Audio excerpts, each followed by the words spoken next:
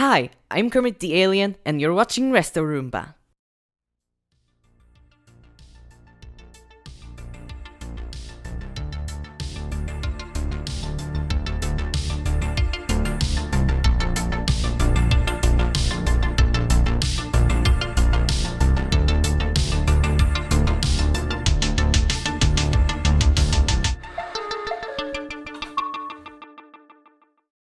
Today I will be doing something a little different. I'm restoring a Roomba that my friend ordered from me rather than restoring one for myself. He requested a 560 model with a galaxy theme as seen on this picture, so I quickly got to work and found a model that was not expensive but was still in working condition. As far as I know, this Roomba had two previous owners, so somebody bought it, then sold it to someone, and that someone sold it to me, and then I sold it to my friend. It's a Roomba with a story. Here is the state that it is in. It came with a home base and original charger.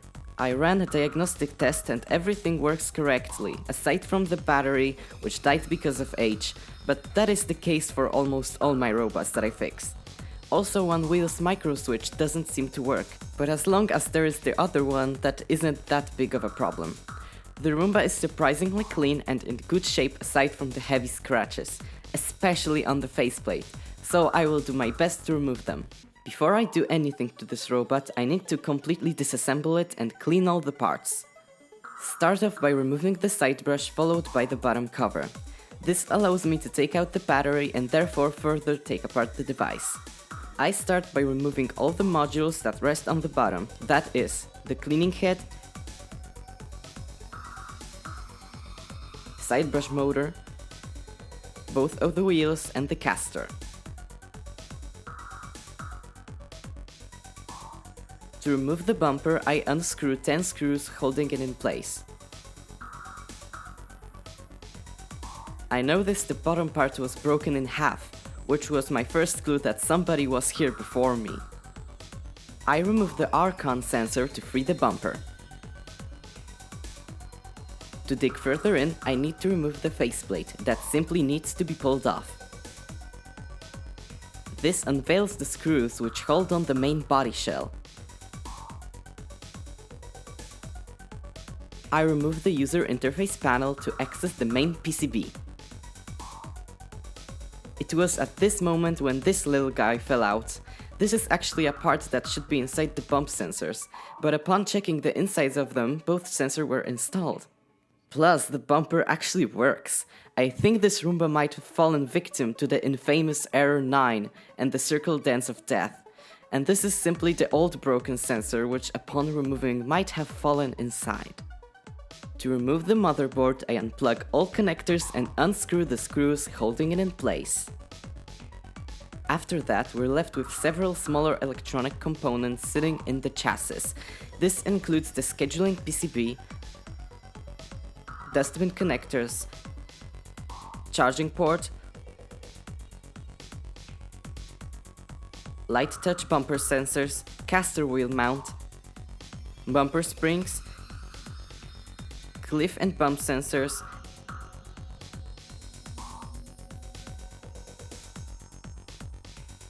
and lastly the charging contacts. Now that the robot is completely taken apart, let's start deep cleaning every single component of it.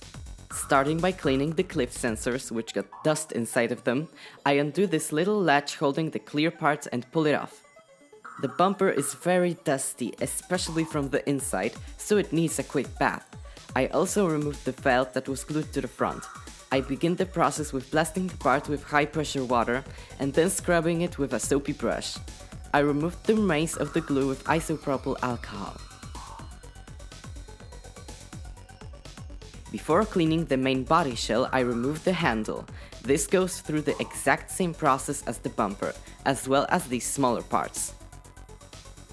After cleaning each and every sensor with isopropyl alcohol, the time has come to put them back on the chassis.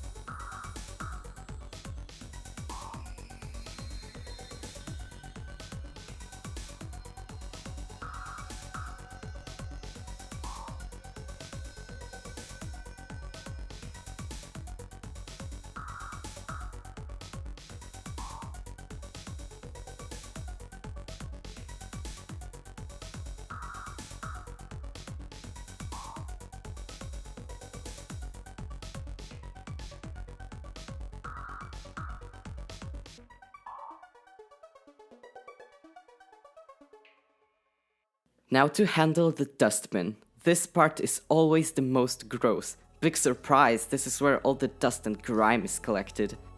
It is really simple to take apart and clean, however.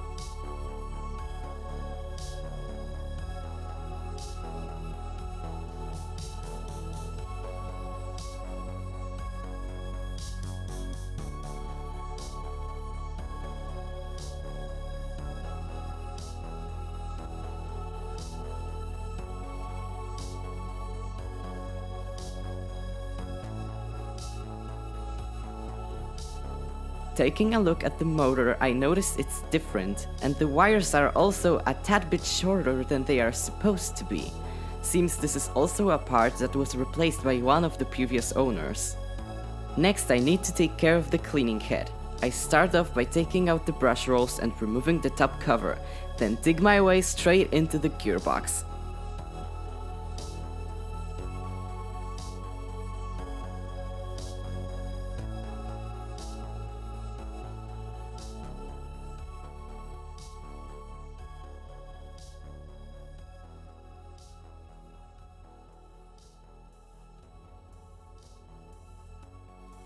This one actually isn't too bad. I've seen far worse, but it still needs a good cleaning.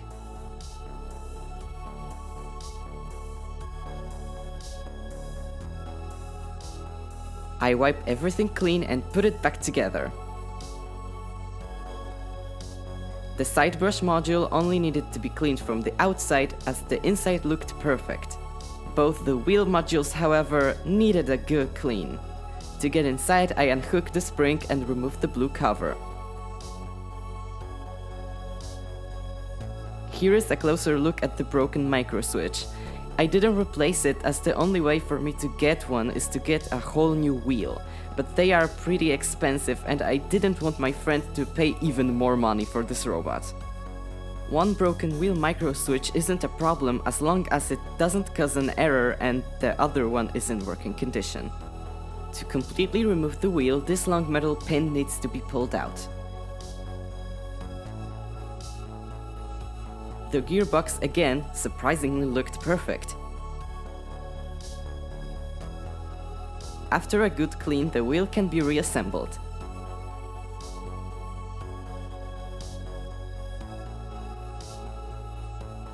I did the same thing for the second one. Time to move on to the repainting. I sprayed all the black plastic parts with clear spray paint to remove the scratching, but I lost my footage. I will be airbrushing the faceplate to look similar to the reference my friend sent me. First, to prep it, I seal the logo with liquid latex, then sand the surface to make paint adhere better and remove the deep scratches. As always, before a repaint, the surface needs to be primed.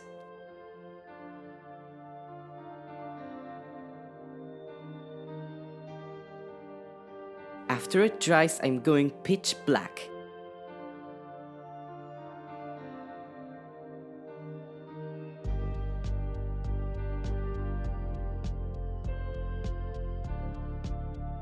I paint on the galaxy background using blue and white metallic paint, and sort of make gas cloud-like patterns and swirls.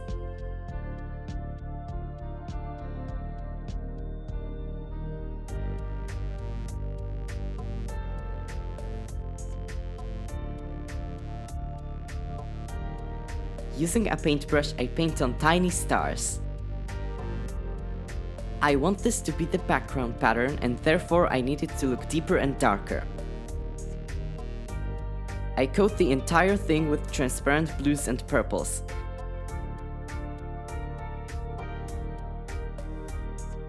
I go back in with metallic blue, white and this time purple to create the actual galaxy design. I go back and forth between different colors and kind of get in the mood.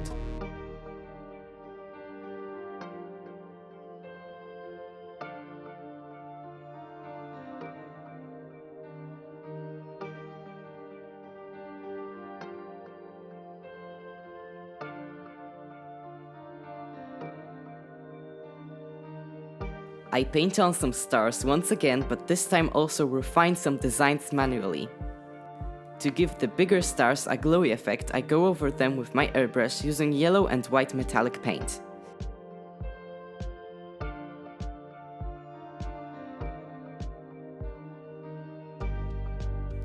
To add some extra pizzazz and a three-dimensional-like look that changes at different angles, I'm sprinkling the faceplate with different holographic microglitters.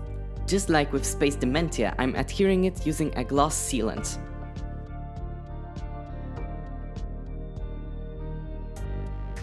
And just because I wanted to be extra, instead of using clear gloss for the user interface panel, I used a transparent blue and purple first to give the black a cooler undertone.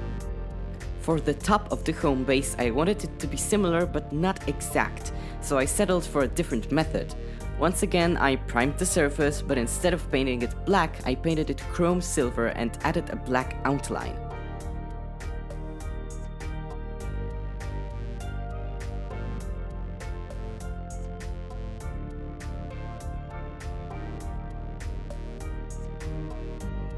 For the colors, I used the same transparent blues and purples as on the faceplate and finished it off with some moon and star-shaped glitter, as well as holographic microglitter.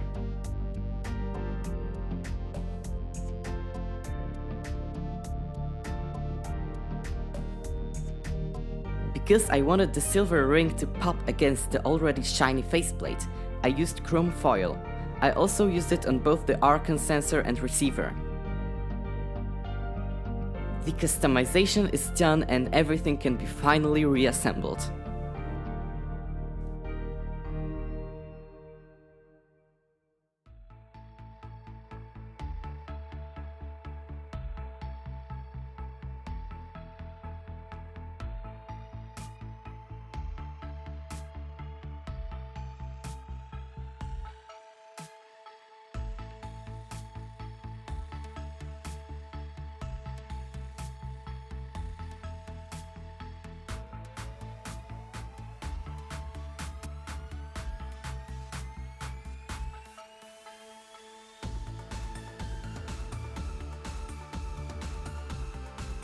This is the finished product.